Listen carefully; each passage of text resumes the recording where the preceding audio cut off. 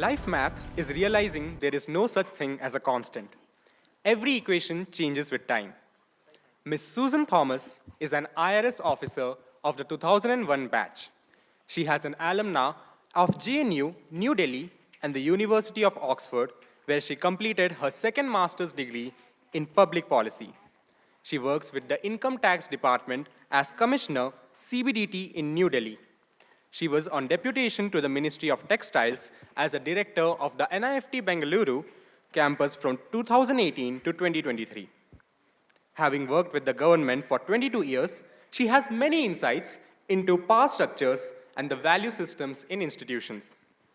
She is a 4-time TEDx speaker and has been featured in She the People TV in the list of 40 over 40 for her content on Instagram. She dabbles in many fields, connecting the dots and drawing parallels. She curated the Bengaluru Handloom Fest, or Bloom, for 3 years, beginning in 2021, which included the Vishvakarma textile exhibition at the National Gallery of Modern Art in Bengaluru last year. So let us invite the Jill of all trades upon the stage with a warm round of applause.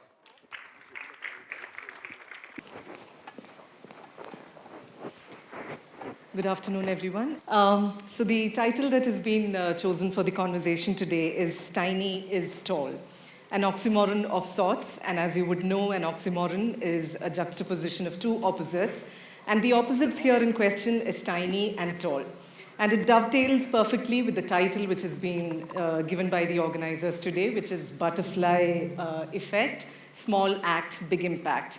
I was quite charmed to see that, the theme iteration has been at all levels. As we were coming in, it was there at the desk. There are small origami butterflies, and also beautiful butterflies hung as an installation on the side of the stage. So just to give you a brief recap, the butterfly effect was first propounded by Edward Lorenz a good 45 years ago at the 139th Association for the Advancement of American Scientists, wherein he asked a very simple question, which was whether the flap of a butterfly in Brazil can set off a tornado in Texas. And this was the beginning of chaos theory. This was diametrically in opposite to the deterministic interpretation of science, which was given till now, that everything could be predicted, every result and every outcome could be controlled. Lorenz, with this one question of a butterfly flap in Brazil setting off a tornado in Texas, set off this wonderful idea that you could vary a lot of things at the beginning and it could have unpredictable outcomes. Over time in culture, as this got iteration, it has come to mean that the smallest of the variances can lead to outcomes, especially in a positive manner, and which is why the topic now hinges on a positive framework, which is about how small acts in oneself can lead to big changes. How tiny is 1%? And my talk today is going to be hinging on the 1% change that we can all do in our lives, which is not to be exponentially building big companies, netting in big revenues, but leading oneself, doing the self-work within ourselves so that we are at peace with ourselves, because this is one generation and this is one community where the lack of self-work shows in mental health issues and otherwise. I marshal the story of Dave Brailsford, Sir Dave Brailsford, who is the coach of the British cycling team, who propounded this theory of marginal gains. How many of you have heard of Dave Brailsford? Great. The great majority still haven't, so my story still has a case. So Dave Brailsford was hired by the British Olympic team at a time when they were at their rock bottom. And if you've heard the commencement speech of J.K. Rowling at Harvard, wherein she says that, rock bottom is a good place to start because the only direction then that you can go into is upward. And that's exactly what happened with Brailsford and the British cycling team, wherein he sat down to break down each of the processes so that a team which had not won a single gold in their 75-year-old history went on to become top of the charts in the 2008 Olympics in Beijing, winning 9 out of the 10. Let's see how he achieved this.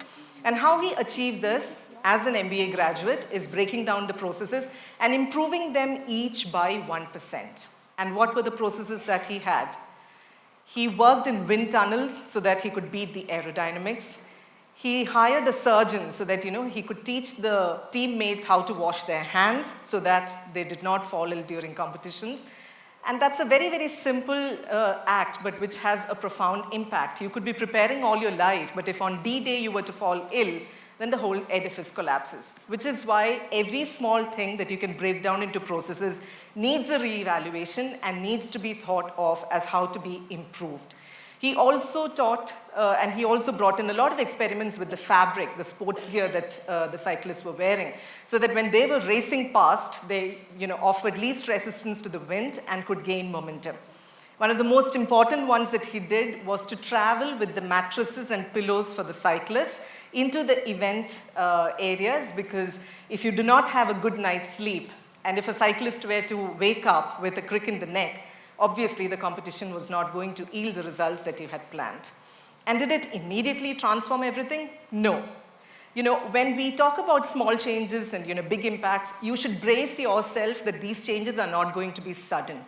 We are a generation which has an attention span less than that of a goldfish, as they say. We are not a very patient community. We click a button and we intend that it should go viral, and we should get the dopamine rush of many likes, and many comments and many engagement. But the impact begins to show very, very late, which was the case with Dave Brailsford as well. The initial competitions that they went into, even after these tweaking, were not very encouraging. He broke down the processes further again, and eventually, as I said earlier, went on to win 9 out of 10 of the Beijing Olympic Games win. So Brailsford significantly was a management graduate, an MBA holder, who had the interface with the Japanese concept of Kaizen. And this Japanese concept of Kaizen asks you to change for the better on an everyday basis, improve continuously, which is what Kaizen is all about. I'm also remembered of the quote and the wonderful saying of Steve Jobs here, that when you are going through the motions of something, you will never know where the result or the impact is going to be. But you have to move forward with the belief and with the conviction that eventually all dots are going to connect, right? And it is these dots which will connect that will give you a momentum at certain crossroads in your life. And as a young student sitting in an audience of this sort, where you are given the privilege of listening to thought leaders one after the other, if I were you, I would take notes, I would do my self-work, I would go back and make that one small tiny change in my life that we can all hope to and patiently wait out to come out in results. There are a lot of these concepts from foreign cultures that have gone a lot of currency. So, we have, fancy pubs and fancy cafes, which are titled Meraki and Ubuntu. There is Kaizen that I talked about from Japan. There is also Kintsugi, which is a Japanese concept. But there is this gem of a concept in Sanskrit, which, we seldom talk about, and that is Jijivisha. Have you heard of Jijivisha? Dr. Gupta, of course. Yeah. So Jijivisha is Jeene Ki Chaah, the desire to live and to continually live it with an optimistic mind and to live life to its fullest. And that desire and that love for life is something that I would want each of you youngsters to bring into your life. So that whatever you do, whether it be academics, whether it be the squats, whether you're on your yoga mat, whether you are in an audience, you're volunteering for an event like this, the Jijivisha, the desire to live, continuously live with love, and do those tender, tiny acts with a lot of intent, which can then bring about change in your lives. There are 3 things that I want to take from my own life, which had a profound impact in changing my routine, and also because I was better off, the people around me were better off. And 3 things that I want to tell you. 1, waking up with a glass of water.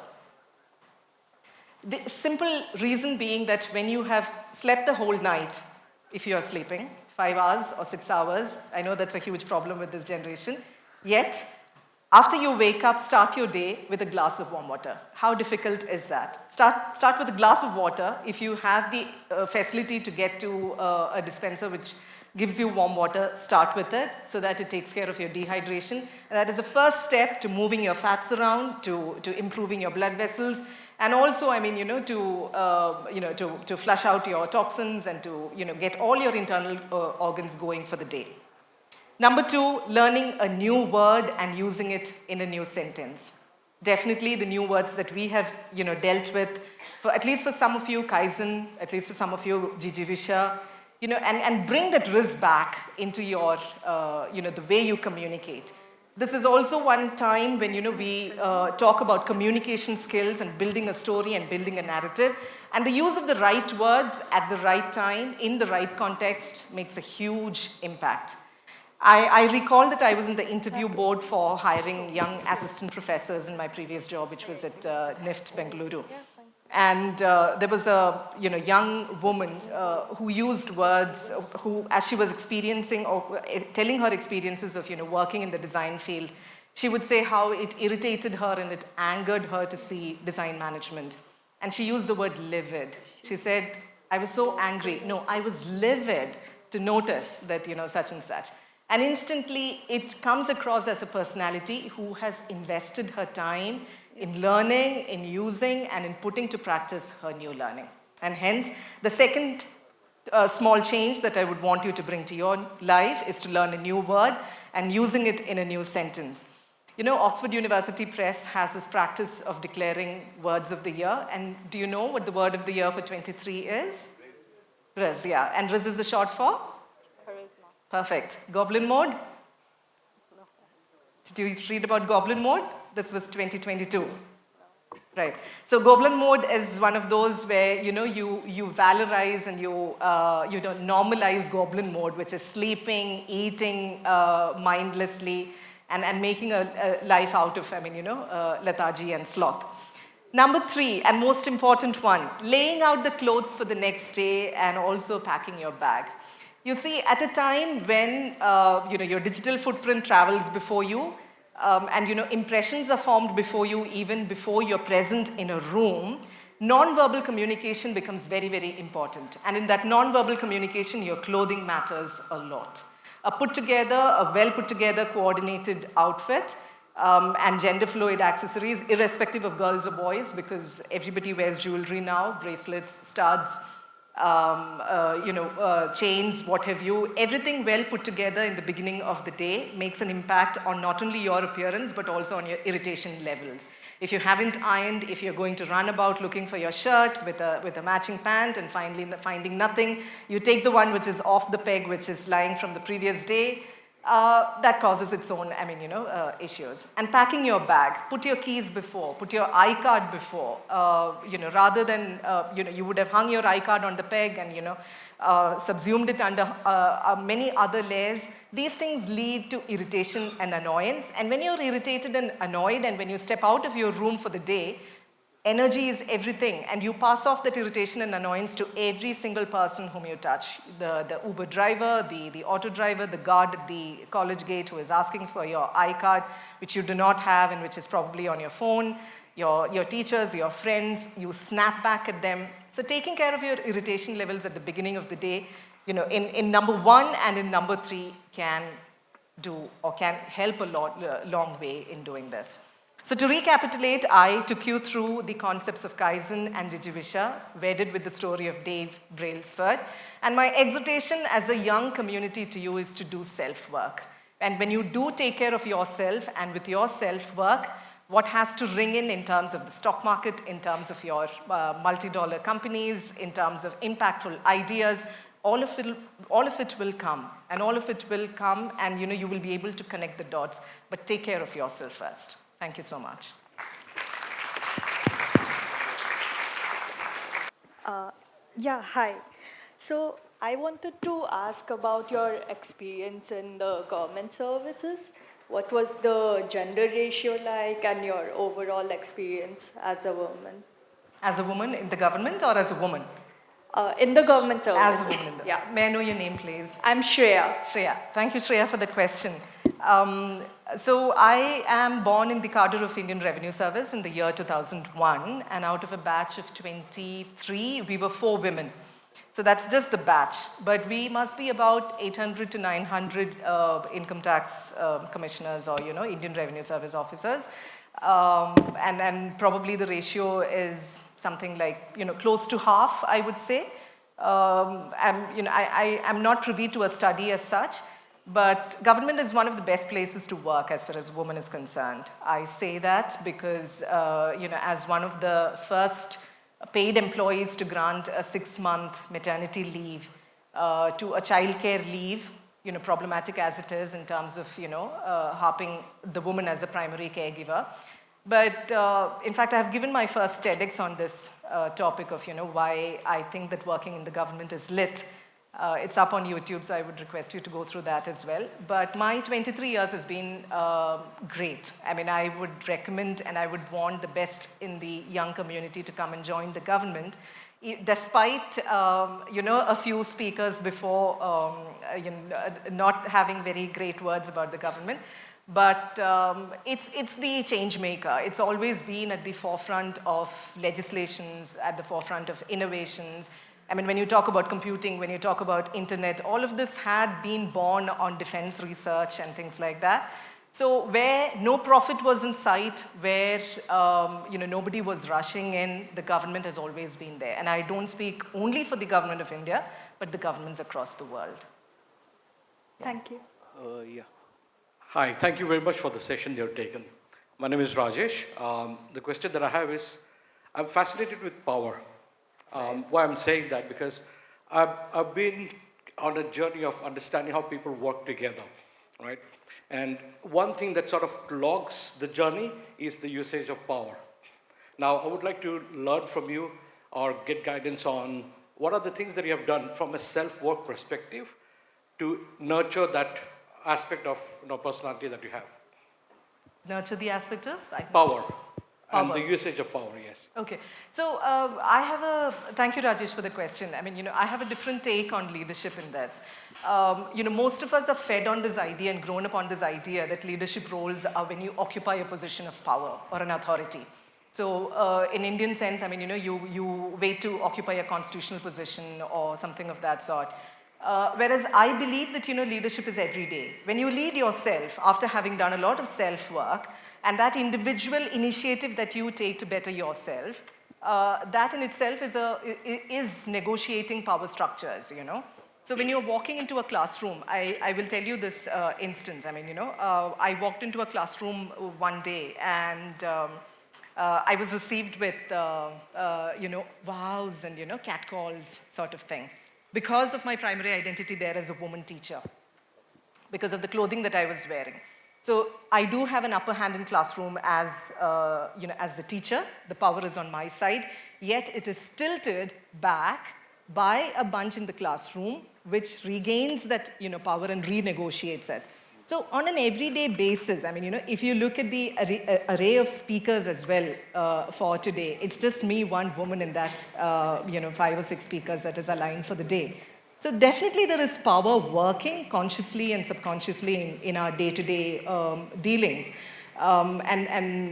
You see, I mean, when we pick up students or volunteers for roles, we have a clear indication of what a girl student will bring to the table or what a boy will bring to the table, which is of course governed and peppered by our societal considerations. If it requires somebody to stand late in the day, work late in the day, you would prefer a boy over a girl.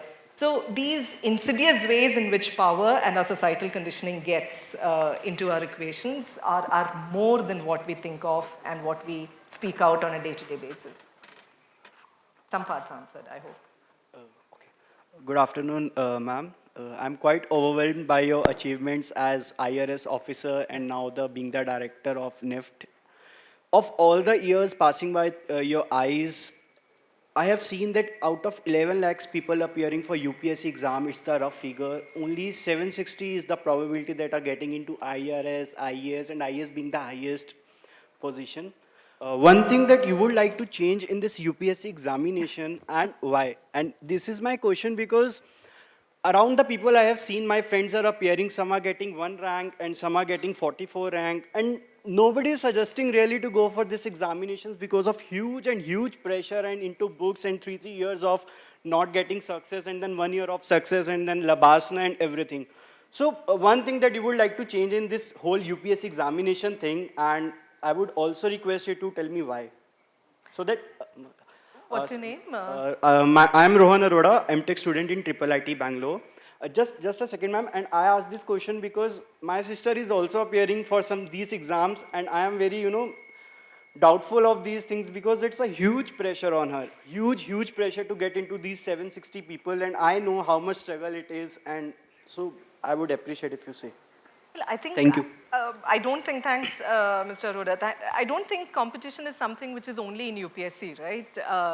You have a best alumna from IIT Delhi as well who spoke to us. I think every competitive examination in India is fraught with a lot of competition and a lot of stress levels.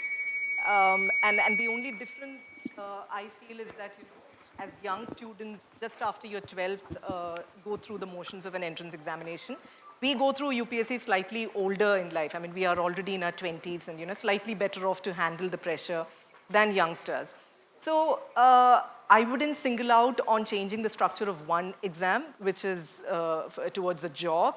I would think that, the tremendous population pressure, the lack of good higher educational institutions, essentially in numbers, the lack of, the lack of adequate job opportunities which excite youngsters, all this has an impact. And of course, a certain feudal mindset that, still holds at UPSC or, getting into the government.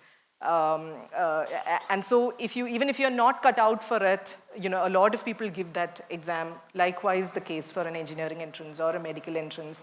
Even when your heart lies elsewhere, owing to family pressure and societal pressures, you end up giving the exam. And when that conviction is not from within, as far as the aspirant is concerned, that is when you start feeling the pressure. If the aspirant or if the individual himself or herself is convinced that this job is for her, to be a doctor, to be an engineer, to work, to be a government servant or a civil servant and be an agent of change, I think that in itself fills her or him with enough passion and fire to go through the motions of an exam. So what you should go, what I would advise each of the youngsters is to find your vocation, and which is where self-work is so important, and which is something that we do not talk about in our Indian educational system at all. We do not sit down with ourselves. We do not sit down and talk about mental health and, what students are going through, whether what they are doing is what they really want to do and not owing to others' pressures and things like that. So as I really can't speak about what are the changes because this is a tried and tested system by the powers that are, but I would really wish to see passionate young individuals taking up whatever job they choose to take up without the fear of judgment and without feeling the pressure to sort of, perform in a certain way. And all the best to your sister. Yeah, thanks. With this, we conclude the Q&A session. Thank you so much. Thank you so much, ma'am. It was indeed a very insightful speech. I would like to call Nikita on stage to present a memento as a gesture of our gratitude to Ms. Susan Thomas.